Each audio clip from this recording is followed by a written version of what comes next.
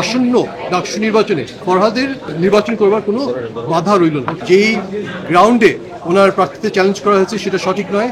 বলা হয়েছিল যে উনি নিষিদ্ধ সংগঠন, ছাত্র সংগঠনের সদস্য। আমরা দেখিয়েছি বিভিন্ন ডকুমেন্ট, কোর্টের কাছে কোর্টের নজরে এনেছি এবং আমরা বলেছি যে আসলে কখনোই উনি কোনোদিন ওই নিষিদ্ধ সংগঠনের সাথে জড়িত ছিলেন না। আদালত আমাদের এই বক্তব্য গ্রহণ করেছেন এবং আদালতের কাছে আমরা আবেদন করেছি এইগুলো বিষয়গুলো মোটামুটি ডিসপিউটেড কোয়েশ্চেন অফ ফ্যাক্ট এবং রিট পিটিশনটাই রক্ষণীয় না। এখানে রুলই ইস্যু হয় না, সেখানে কীভাবে ডাকসু ইলেকশন স্টে হয়। আদালত আমাদের সাবমিশনগুলো অ্যাকসেপ্ট করে চেম্বার জাজ যে স্টে দিয়েছিল সেটাকে বহাল রেখেছে এবং বলেছে যে 30 অক্টোবর পর্যন্ত এই স্টে বহাল থাকবে।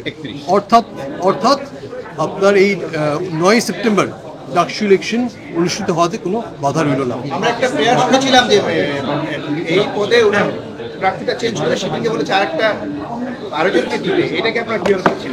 আমরা ওনার একটা মডিফিকেশনের দরখাস্ত করে মডিফিকেশনের প্রেয়ার করেছিল। ওনারা বলেছিল যেখানে একটা ইনকোয়ারি হওয়া উচিত যে উনি কি আসলেই এই নিষিদ্ধ সংগঠনের সাথে জড়িত ছিল কিনা।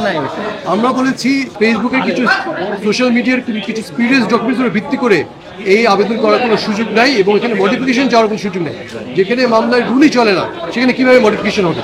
আদালত আমাদের এই সাবমিশন গ্রহণ করেছে এবং এই আসন্ন ডাকসু নির্বাচনে ফরহাদের নির্বাচন করবার কোনো বাধা রইল না।